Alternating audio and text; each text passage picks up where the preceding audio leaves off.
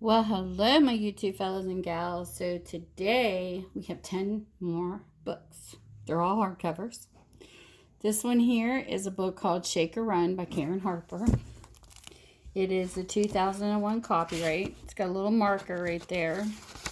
It's got a little, from the library of, it's got a little puppy sticker, and then their name's marked out.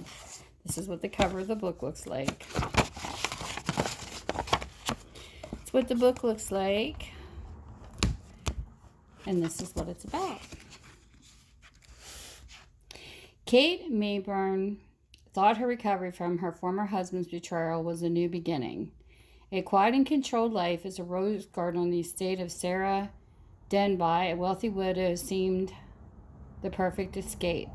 But then Sarah dies under mysterious circumstances, leaving Kate the unexpected heir to Sarah's vast fortune in Shaker furniture. The police suspect Kate might have had something to do with Sarah's death.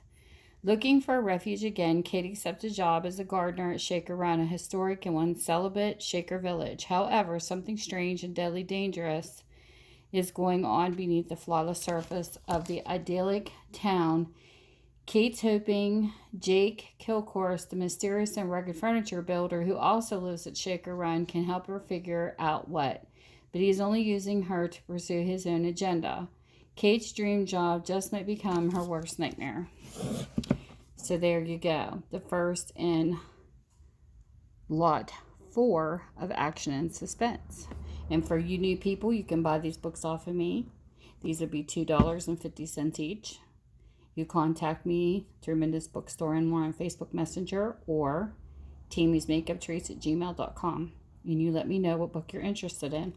I post it on my Etsy, email you back a link, or send you a link through Messenger, and there you go.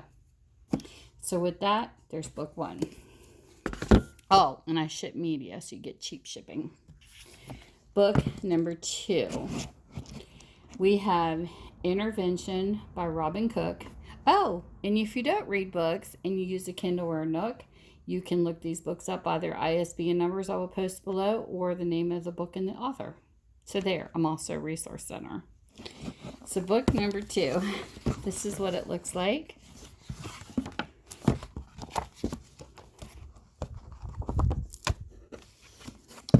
That's Robb and Cook. This is what it's about.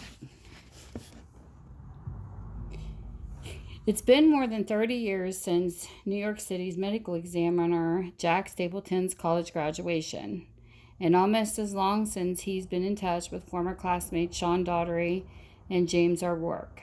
Jack, once a highly regarded ophthalmologist, but his career took a dramatic turn after a tragic accident destroyed his family, and that too is very much in the past.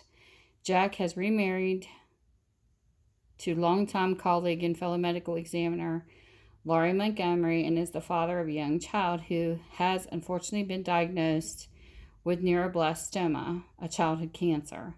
No matter what stresses he faces, Jack's revenge activist personality can't resist. After performing a postmortem on a promising young college graduate who'd been recently treated by a chiropractor, Jack begins researching alternative medicine as a way to avoid obsessing about his child's illness. Quickly, he's confronted by the question of what makes some people step outside the medical establishment and seek help from therapies based on dubious science, Eastern philosophies, or even faith healers. Jack's classmate, Sean Daugherty, is now a renowned archaeologist and biblical scholar, brash, impetuous, and completely career-driven. Sean makes a spectacular find at Sok in Cairo, an ancient codex whose contents may vault him into international fame.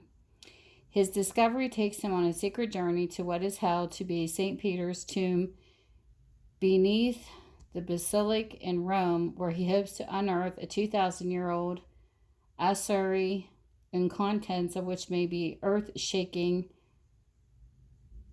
ecclesial and medical implications.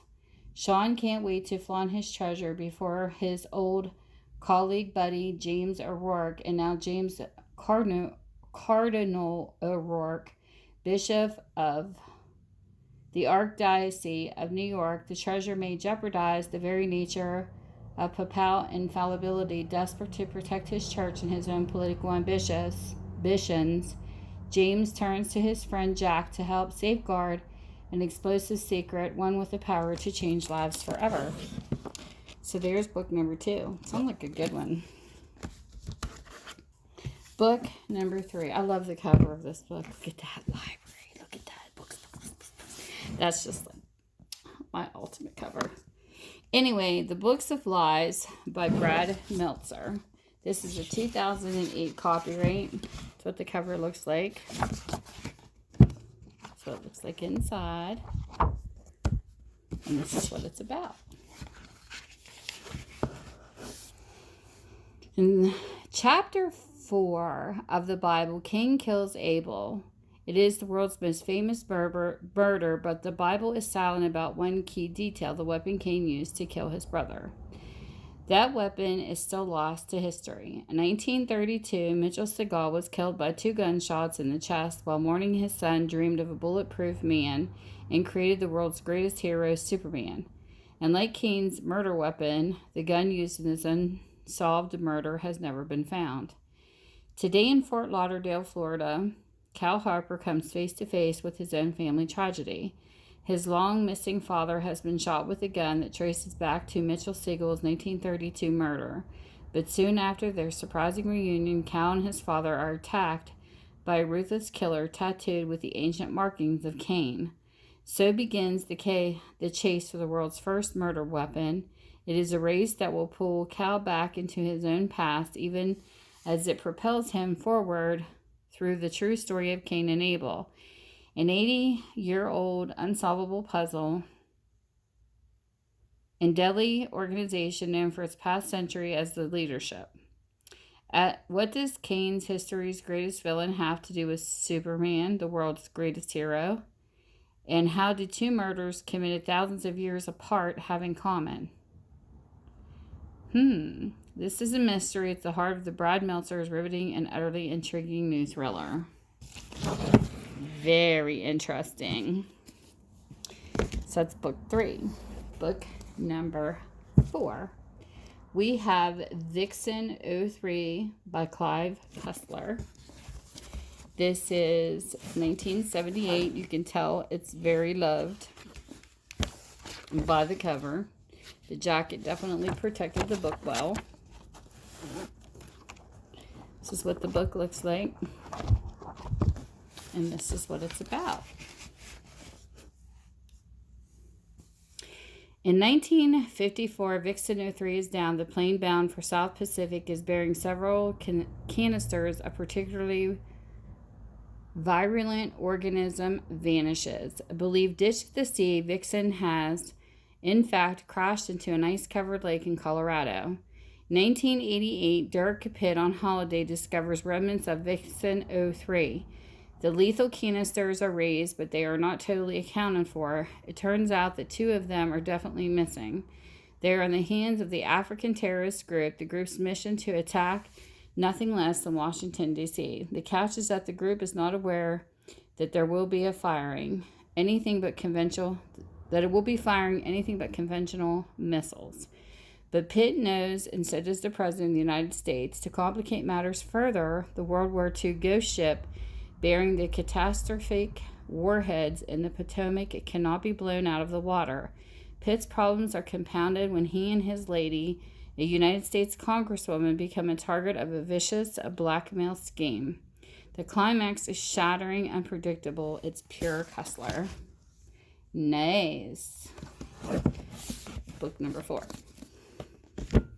Book number 5, we have Flood Tide by Clive Cussler. This is a 1997. This is what the book looks like. This is what it's about. The Queen of the Realm for the wealthy, insatiably greedy Chinese smuggler who is Dark Pitt's adversary and Flood Tide is human lives. So much of his vast fortune has been made smuggling Chinese immigrants into the countries around the globe, including the United States. Tracking the smugglers' nefarious activities leads Pitt from Washington state to Louisiana, where his quarry is mysteriously constructing a huge shipping port in the middle of nowhere.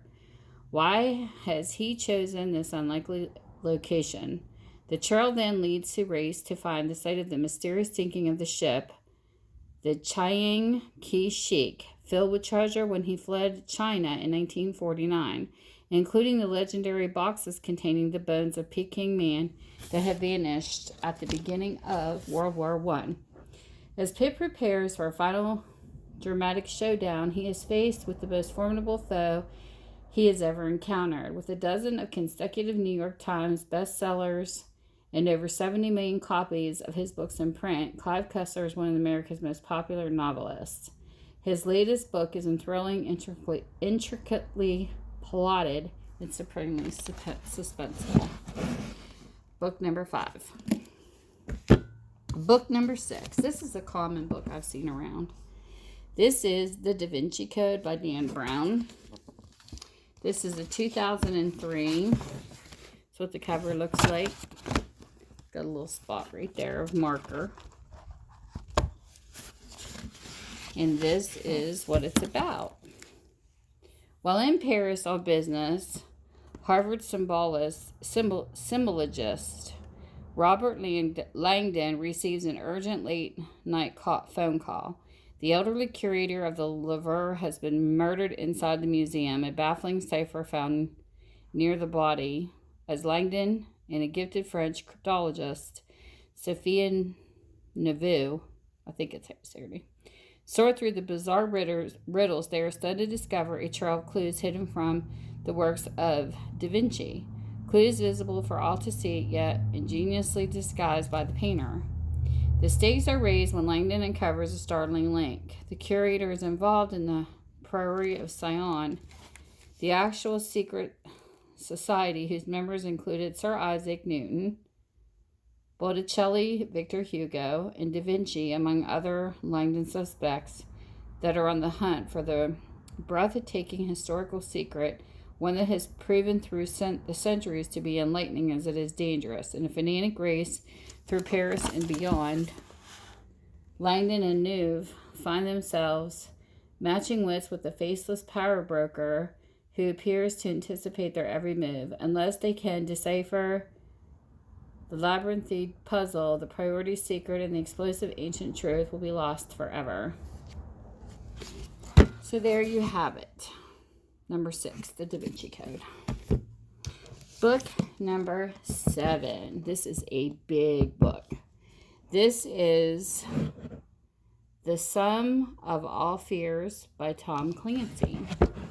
This is a 1991 copyright, and I'm talking thick book. This is what the cover of the book looks like. And this is what the book is about. And I have read Tom Clancy Reader's Digest. They're pretty good stories. In the aftermath of communism's collapse, the Gulf War, the realignment of the world's powers, comes a novel so terrifyingly real, so uncommonly prescient. I don't know what that word is. Blurp. That's what I'm going to start saying if I don't know the word. Blurp. That it could have been written by Tom Clancy. With his genius for big, compelling plots and his natural narrative gift, the New York Times Magazine, Clancy has written 5 novels, which now total more than 28 million copies in print. His most recent book, Clear and Present Danger, was the best-selling novel of the 1980s. And now he gives us the remarkable novel yet. How do you save the United States president from himself? What if the president is incompetent to deal with the greatest crisis of all? Jack Ryan never thought that he would have to ask those questions. As the world order changing, he prepares the ground for a Middle Eastern peace plan that at last might be the one to work. But too many groups have invested too much blood, shunned by their erstwhile Soviet sponsors, increasingly isolated by the realignment of the Mideast. These terrorists have one more desperate card to play, requiring a degree of ruthlessness never before seen. With one terrible act, the world is plunged into an instant nuclear crisis, and the floundering president is plunged into the ultimate nightmare. Forces collide, shots are exchanged. What has seemed to be an isolated and horrible incident appears to each side as the incendiary mischief of the other. With the world poised on the brink of nuclear war, Ryan and his FBI counterpart, Dan Murray, frantically seek a solution before the chiefs of state lose control of themselves and the world. With the exceptional realism and authenticity that have long been his hallmarks, Tom Clancy constructs a novel of unrelenting suspense, a story as explosive as today's headlines. It is Tom Clancy at his best, and there is no better.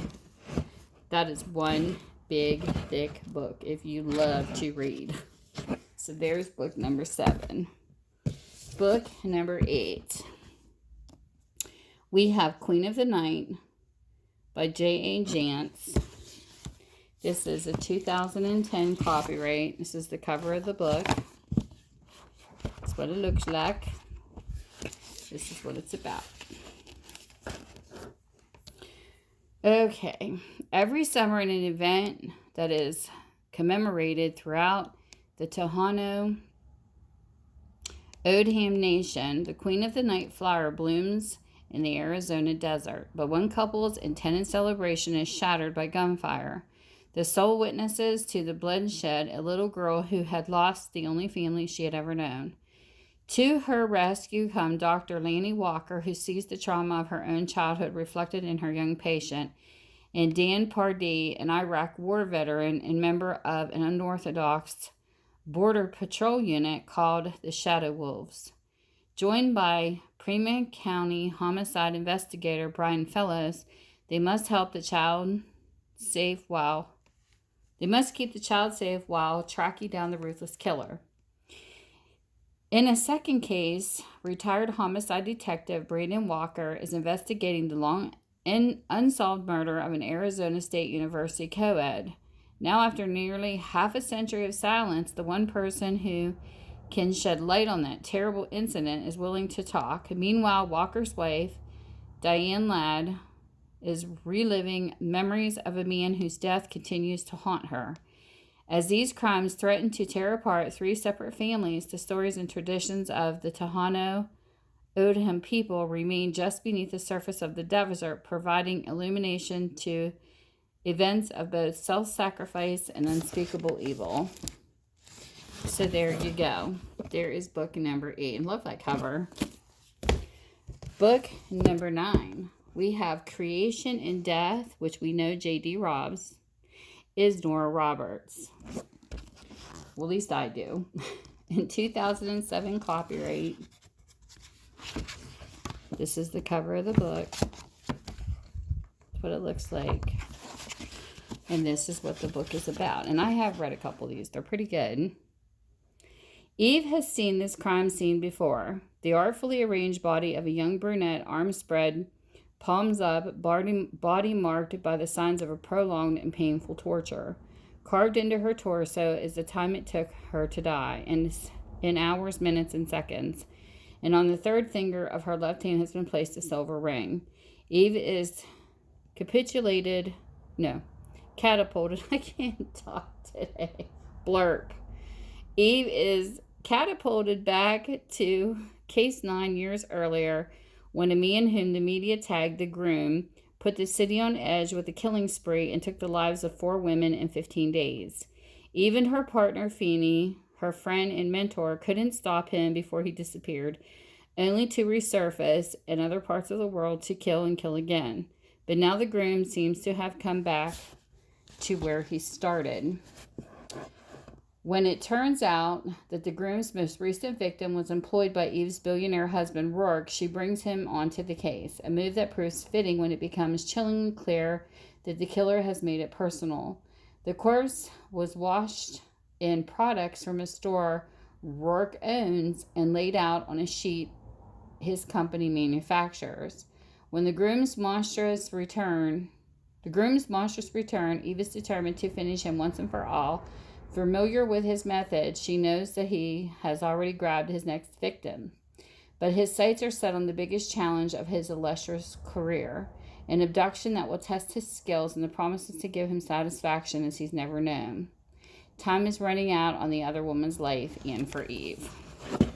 So there is book number 9. Book number 10.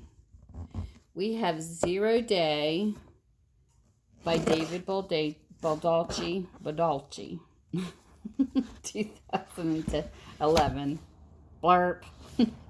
This is the cover of the book. Gotta hide that from Jennifer Jane. She loves her orange. Anyways, that's what the book looks like. There he is.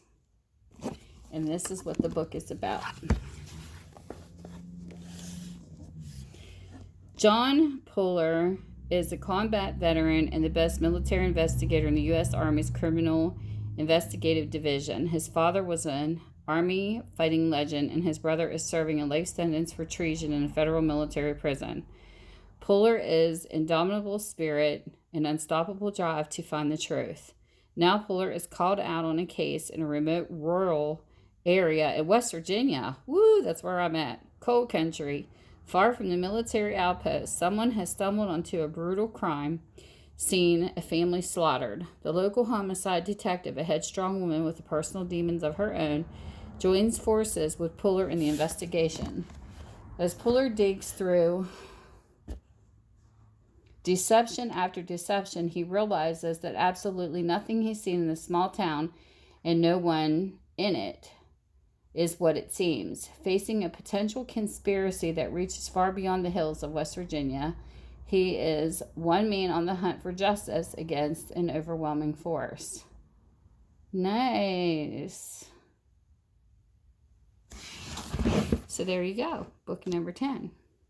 So with that, whatever time zone you're in, and if you have any questions, send me a comment in my comment section if you need to know how to get a hold of me or anything, but everything should be in the description. Whatever time zone you're in, have a great one, and I'll see you soon. Bye.